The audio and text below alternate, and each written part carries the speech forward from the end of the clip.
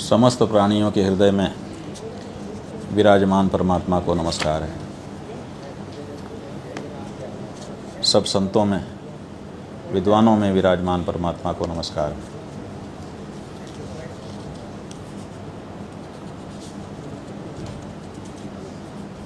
बड़ी दुख का विषय है कि भारत की भूमि पर भारत की संस्कृति के विरुद्ध आचरण कदम कदम पर अब दिखाई देने लगे हैं।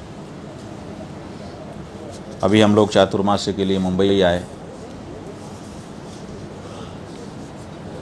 पुराना ये शहर है, मुंबा देवी भगवती के नाम पर बसा हुआ शहर है। मुंबा और आई दोनों को मिलाने से मुंबई बना था, और वो मुंबई तो है आज, लेकिन वो माँ की जो संवेदना है उसको कहीं ना कहीं तिरोहित किया जा रहा है, हटाया जा रहा है। एक माँ अपने सब बच्चों से प्यार करती है। ये बच्चा कमा के लाता है, बड़ा समझदार है, इसलिए मैं इससे ही प्यार करूँगी, ऐसा किसी माँ के द्वारा सोचा गया हो आज तक कहीं उदाहरण नहीं मिलता है। कमाने वाला, समझ लेने वाला, अच्छे से व्यवहार करने वाला, आज्ञा का पालन करने वाला जितना माँ को प्यारा होता है, उतना ही ना कमाने वाला और असावधान रहने वाला बच्चा भी प्यारा होता है। और इसी बात को, माँ के इसी हृदय को लेकर के भारतीय संस्कृति का निर्माण हुआ, जिसमें सब प्राणियों के लिए अपार करुणा और स्नेह सम्मिलित था। यही कारण है कि महात्मा गांधी ने जब प्रवचन किया तो उन्होंने क्या कहा? उन्होंने कहा किसी देश की संस्कृति कितनी विकसित है, अगर इस बात को आप जानना चाहते हैं तो वहाँ के पशु पक्षियों को देखो। अगर पशु पक्षी वहाँ पर प्रसन्नतापूर्वक जीवन यापन कर रहे हैं, इसका मतलब है कि उस देश की संस्कृति बहुत ऊंची है। ये विचार कि सारी दुनिया मनुष्य के लिए बनाई गई है, इसलिए मनुष्य को अधिकार है कि वो पहाड़ को चाहे तो तोड़ करके मैदान बना दे, वो नदी को चाहे तो बांध करके जहाँ चाहे वहाँ मोड़ दे, वो चाहे तो किसी पशु पक्षी को काट करके खा ले, ये अधिकार नहीं दिया गया है। भारतीय संस्कृति में कम से कम इसको स्थान नहीं। लेकिन ये जो मनुष्य मात्र के लिए पूरी सृष्टि बनाई गई है, ऐसा विचार अब भारत में भी आता दिखाई दे रहा है, और इसीलिए मुंबई जैसा शहर भी बदल रहा है। क्या बदलाव हुआ? देखिए, यही मुंबई है जहाँ पर लोग सनातन धर्म के शास्त्रों के अनुसार जीवन यापन करते हुए रहते थे। सनातन धर्म में क्षेत्र देवता का निवास और उसकी पूजा का विधान बताया गया है। इसीलिए जिस क्षेत्र में हम रहते थे वहाँ पर एक न एक देवी देवता को हमने स्थापित किया और कहा ये देवता ही इस क्षेत्र के अधिदेवता हैं। जैसे मुंबई, यहाँ मुंबा आई, मुंबा देवी वो क्षेत्र देवता बन करके बैठी, और इसी तरह से अन्य क्षेत्रों में भी हम करते हैं। यही नहीं, देव पूजा के साथ साथ हमारा धर्म कहता है कि अन्नाद्यादेह संविभागो भूतेभ्यश्च यथार्हतः। अन्न आदि का पहले भोजन करने के पहले संविभाग करे, बंटवारा करे। किसके लिए? भूतेभ्यः, सब प्राणियों के लिए। चींटी के लिए आटे का चूरा डाल दिया जाता है, चींटों के लिए गुड़ का टुकड़ा डाल दिया जाता है, चीनी का बुरादा डाल दिया जाता है।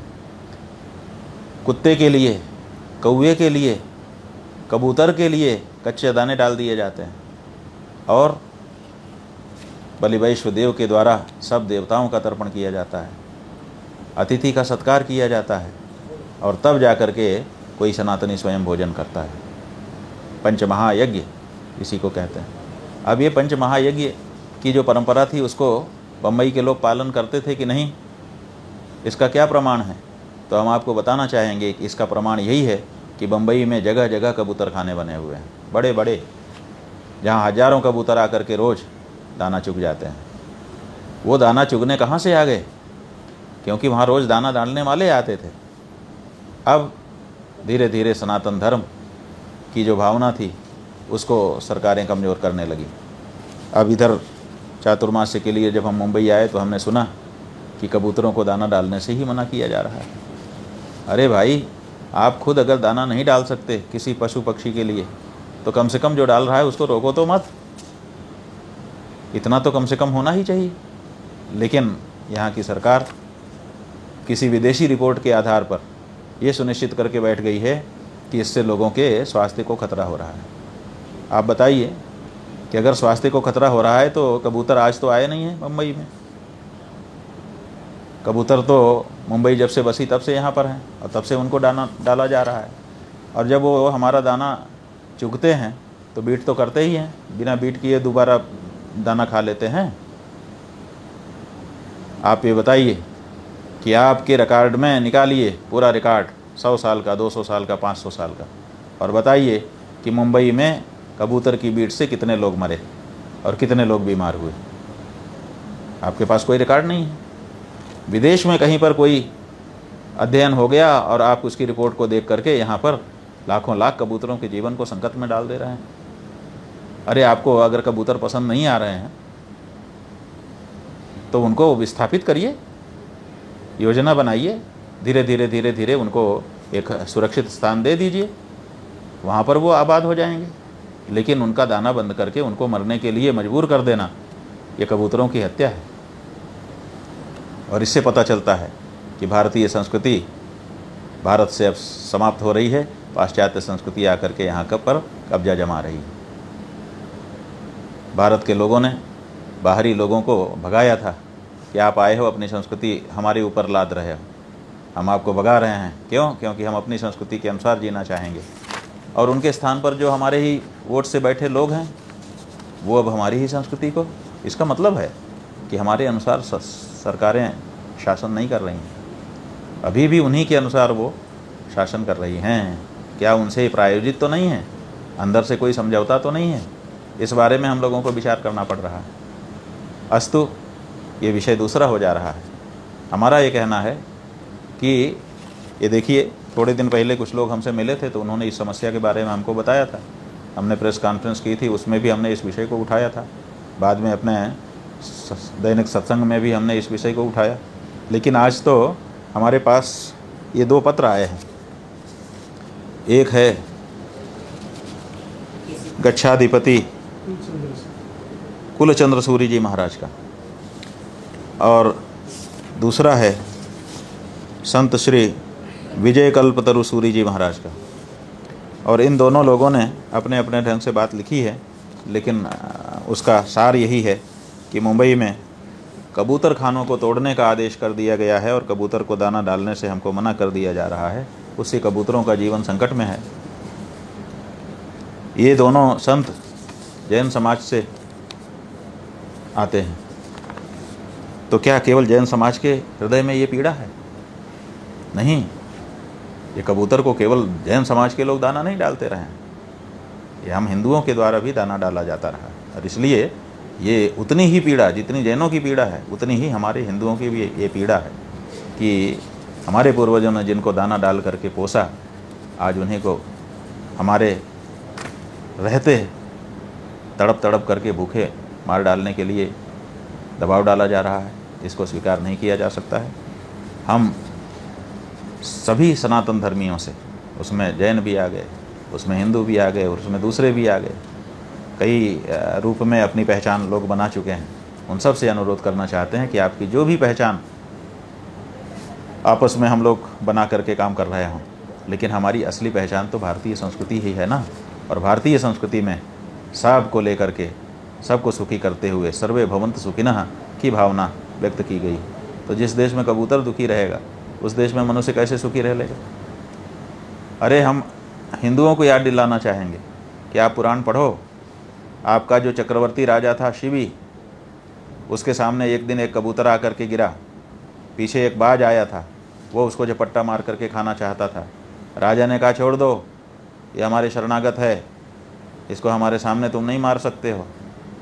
बाज ने कहा हमें क्या दिक्कत है, हमें तो भूख लगी है, हमें आप भोजन दे दीजिए, अपना मांस काट करके दे दीजिए, हम उसी को खा करके पेट भर लेंगे। राजा शिवी ने कहा कि बिल्कुल। तराजू लगाया गया, कबूतर की तौल का मांस काट करके शिवी ने दे दिया। कहते हैं वहाँ लिखा हुआ है कि कबूतर जो है वैसे हल्का नहीं था जितना समझा जा रहा था कि पाव 2 पाव का होगा। कबूतर के लिए शिवी के अंग पे अंग कटने लग गए और तब भगवान प्रकट हुए। कहने का मतलब ये है कि हमारे यहाँ का राजा इतना संवेदनशील होता था कि एक कबूतर को बचाने के लिए वो अपना मांस काट करके दे देता था। और आज के राजा कबूतरों को मारने के लिए, मर जाने के लिए मजबूर करने के आदेश पर चुप बैठे हुए हैं। ऐसा नहीं होना चाहिए। हम इस समय के जो हमारे मुख्यमंत्री महाराष्ट्र श्रीमान फडणवीस जी हैं, उनसे भी, जो हमारे 2 उप मुख्यमंत्री हैं उनसे भी, और समाज के जो भी प्रबुद्ध लोग हैं, संवेदनशील लोग हैं, उनसे भी, जीव दया के प्रति संवेदना रखने वाले संगठनों से भी, और एक एक भारतीय संस्कृति से प्यार करने वाले व्यक्ति से अनुरोध करना चाहते हैं कि ये अनर्थ मत होने दीजिए। कबूतरों को इस तरह से मरने के लिए मत छोड़िए, बहुत बड़ा पाप होगा और उसकी भरपाई नहीं की जा सकेगी। हाँ, अगर इससे कोई समस्या है, पहली बात तो ये है कि विदेशी शोध के आधार पर कोई निर्णय लिया जाना ठीक नहीं। इसलिए मुंबई के संदर्भ में यहाँ के वैज्ञानिकों की एक समिति बनाई जाए कि भाई उसका क्या यहाँ के मानव जीवन पर प्रभाव पड़ रहा है, उसका अध्ययन कर ले। 1 महीने में कर ले, 2 महीने में कर ले, 4 महीने में कर ले। इतना बड़ा निर्णय हमको लेना है, समय लगा करके अच्छे से इस बारे में हमारे वैज्ञानिकों के द्वारा अध्ययन हो जाए और उस अध्ययन के बाद जो ज़रूरी हो वो सब किया जाए। मनुष्यों का जो जीवन है वो भी हमारे लिए बहुत कीमती है। ऐसा नहीं है कि हम कबूतरों के लिए परेशान हैं और मनुष्यों के लिए परेशान नहीं है, केवल आप मनुष्यों के लिए परेशान हो। लेकिन हमारा ये कहना है कि मनुष्य के लिए सबको मार दिया जाए, ये बात ठीक नहीं है। इसलिए मनुष्य जीवित रहे, स्वस्थ रह करके, प्रसन्न रह करके जीवित रहे, उसके लिए भी हम तैयार हैं। इसके लिए एक अध्ययन यहाँ के वैज्ञानिकों के द्वारा किया जाना चाहिए। न्यायालय विचार कर रहा है, 7 तारीख को डेट पड़ी हुई है, ऐसा भी बताया गया। हम न्यायालय से भी अनुरोध करना चाहेंगे कि एक कमेटी फॉर्म कर दे जो शीघ्रातिशीघ्र इस बारे में अच्छा सा अध्ययन करके हमको बताए। केवल मुंबई की बात नहीं है, और भी जगह होंगे। अगर नुकसान होता होगा तो सब जगह के बारे में हम कोई एक देशव्यापी नीति बनाएंगे। लेकिन किसी भी कबूतर को मरने के लिए छोड़ दिया जाना बिल्कुल सही नहीं होगा। और इस तरह से तुगल की फरमान जारी करके कि बिल्कुल दाना डाल ही नहीं सकते हो, लोगों की भावनाओं का भी और उनके प्राणों का भी अपमान नहीं किया जा सकता है। तो इस बारे में सबको सोचने की आवश्यकता है। ये जो सभा जैन समाज के लोग कर रहे हैं, हम इसमें अपने प्रतिनिधि भी भेज रहे हैं। हमारे शिष्य दंडी स्वामी भी जाएंगे, हमारे गौसेवाधीश पंडित किशोर दवे जी भी उसमें जाएंगे। हमारी तरफ से जो भावना है उसको उस सभा में भी प्रकट करेंगे। और जो लोग भी इस बारे में आवाज़ उठा रहे हैं, हम उनको आश्वस्त करना चाहेंगे कि उनके इस संघर्ष में, क्योंकि उनका संघर्ष बहुत ऊंचा है, इसलिए ऐसे नैतिकता के पैमाने पर ऊंचे संघर्ष में सहभागी होकर के हम भी अपने हृदय को तृप्ति देना चाहेंगे। तो हम आपके साथ हैं, आप इस संघर्ष को आगे बढ़ाइए। न्यायालय नहीं सुनता है तो भी कोई बात नहीं है, हम उससे ऊंचे न्यायालय में जाएंगे। अगर उससे ऊंचे वाला न्यायालय भी नहीं सुनेगा तो हम जनता की अदालत में जाएंगे। लेकिन अपनी आँखों के सामने किसी को इस तरह से भूख से छटपटा करके मरता नहीं देखना चाहेंगे। और उस पर भी वो जिसको हमारे पूर्वजों ने रोज़ दाना डाल डाल करके उसकी पीढ़ियों को पोसा हो, अब हमारे समय में अगर वो बच्चा तड़प तड़प करके भूख से मरेगा तो ये किसी भी दशा में हमारे देखे जाने लायक नहीं है। हम नहीं देखना चाहेंगे इस दृश्य को। इसलिए ये संघर्ष तो करना ही पड़ेगा। हम बिल्कुल ये साफ कर देना चाहेंगे, स्पष्ट कर देना चाहेंगे नीट कि किसी सरकार के विरोध में, किसी बीएमसी जैसी संस्था के विरोध में या किसी अधिकारी के विरोध में, किसी के भी विरोध में हम ये बात नहीं कर रहे हैं। हम भारतीय संस्कृति के पक्ष में और अपने सनातन धर्म के पक्ष में कर रहे हैं। इसलिए इसमें कोई बुरा ना माने।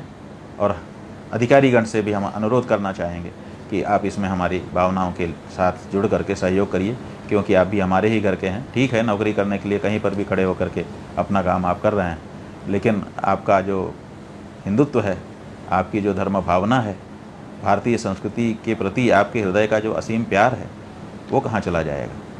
तो उसको तो आप बनाए ही रखेंगे। तो सबसे हम सहयोग की अपेक्षा कर रहे हैं, किसी के विरुद्ध कोई बात नहीं कह रहे हैं, लेकिन बड़ी गंभीरता से कह रहे हैं कि इस बात को सुनिए। नारायण।